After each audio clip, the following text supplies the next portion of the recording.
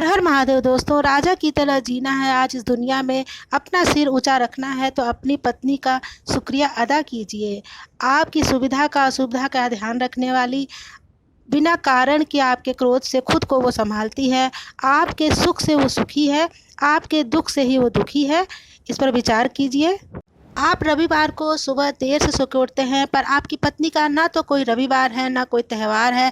सुबह से ही चाय लाओ, पानी लाओ, खाना लाओ, कब अक्ल आएगी तुम्हें, ऐसा आप ताने मारते हैं।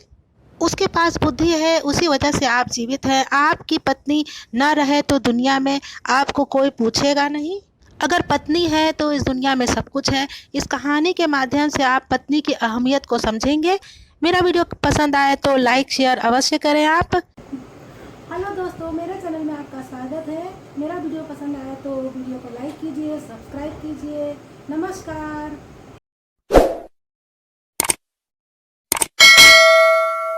दोस्तों, इस स्थिति में आप कल्पना कीजिए कि अचानक आपकी पत्नी एक दिन रात में तबीयत बिगड़ता है और गुजर जाती है। घर में रोने की आवाज़ आ रही है। घर में पत्नी के अंतिम दर्शन चल रहा है। उस समय आपकी पत्नी की आत्मा जाते जाते कह रही है, इसका वर्णन है ये, मैं अभी जा रही हूँ, फिर कभी नहीं मिलेंगे। जिस दिन शादी के लिए फेरे लिए थे उस वक्त साथ जिएंगे, ऐसा वचन लिया था हम दोनों ने, पर अचानक मुझे जाना पड़ेगा। मुझे मालूम नहीं था, मुझे जाने दो। आंगन में अपने शरीर को छोड़ के जा रही हूँ मैं। बहुत दर्द हो रहा है मुझे, लेकिन मैं मजबूर हूँ। मेरा मन नहीं कर रहा है पर मैं मजबूर हूँ। अब मैं कुछ भी नहीं कर सकती, मुझे जाने दो। घर में बेटा बहू बहुत रो रहे हैं, मैं देख नहीं सकती, उनको दिलासा भी नहीं दे सकती। उन्हें जाकर शांत करो, मुझे जाने दो। अपना मन भी मजबूत रखना, बिल्कुल ढीला ना होना। बेटी ससुराल से आएगी, मेरा मृत शरीर देखकर बहुत रोएगी, उसे संभालना, शांत करना। अभी बिल्कुल नहीं रोना, मुझे जाने दो, क्योंकि जिसका जन्म हुआ है उसकी मृत्यु निश्चित है। जो भी इस दुनिया में आया है उसे ऊपर जाना है। धीरे धीरे मुझे भूल जाना, मुझे बहुत याद नहीं करना। अपने काम में फिर से डूब जाना, मेरे बिना जीवन जीने की आदत डाल लेना, मुझे जाने दो। आपने इस जीवन में मेरा कहा कभी नहीं माना। अब जिद छोड़कर अपने व्यवहार को विनम्र रखना। आपको अकेले छोड़कर जाते हुए मुझे बहुत चिंता हो रही है, पर मैं बहुत मजबूर हूँ, मुझे जाने दो। आपको बीपी डायबिटीज़ है, गलती से भी मीठा मत खाना, क्योंकि परेशानी बढ़ जाएगी। सुबह उठते ही दवा ले लेना, भूलना मत। चाय में यदि देर हो जाए तो गुस्सा मत होना। पानी अपने हाथ से लेकर पी लेना। अब मैं नहीं हूँ यह समझकर मेरे बिना जीना सीख लेना। बहू बेटा कुछ बोले तो एक कान से सुनकर शांत रहना, मुस्कुराते रहना। मेरे बिना जीना सीख लेना, कभी उदास मत होना। दोस्तों के साथ समय बिताना, थोड़ा सा धार्मिक जीवन जीने की कोशिश करना, भगवान से जुड़े रहना, ताकि जीवन को संयमित किया जा सके। अगर मेरी याद आए तो चुपचाप रो लेना, कभी कमज़ोर मत पड़ना। मेरा रुमाल कहाँ रखा है, मेरी चाबी कहाँ रखी है, अब ऐसा कभी मत चिल्लाना।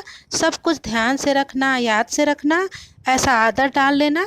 सुबह शाम दवा नियमित रूप से खा लेना। अगर बहू दवा देना भूल जाए तो याद करके दवा खा लेना। घर में बहू बेटा जो भी प्यार से खाने को दें उसे खा लेना, गुस्सा नहीं होना। मेरे न रहने पर कमज़ोर मत पड़ना। अपनी छड़ी को अपने साथ रखना, भूलना नहीं। धीरे धीरे चलना। यदि बीमार हो जाओगे, अगर बीमार पड़ जाओगे, लेटे लेटे तुम्हारी सेवा कौन करेगा, इसलिए अपना ध्यान रखना। बिस्तर में जाने से पहले एक लोटा पानी मांग लेना। रात में उठने से पहले अपना ध्यान रखना, संभल कर उठना, अपना ध्यान देना। मुझे जाने दो। शादी के बाद हम बहुत प्यार से साथ साथ रहे, परिवार में फूल जैसे बच्चे दिए। अब उस फूल की सुगंध हम नहीं ले पाएंगे, मुझे जाने दो। सुबह अपने आप उठने की आदत डालना, किसी का इंतज़ार मत करना। एक बात तुमसे मैंने छिपाई थी, मुझे माफ़ कर देना। आपको बिना बताए पास वाले पोस्ट ऑफिस में मैंने खाता खुलवाया था, उसमें 14 लाख रुपए जमा किए हैं। उसमें से 5 लाख बहू को दे देना, 5 लाख बेटी को देना, अब बाकी बचे हुए अपने पास रखना।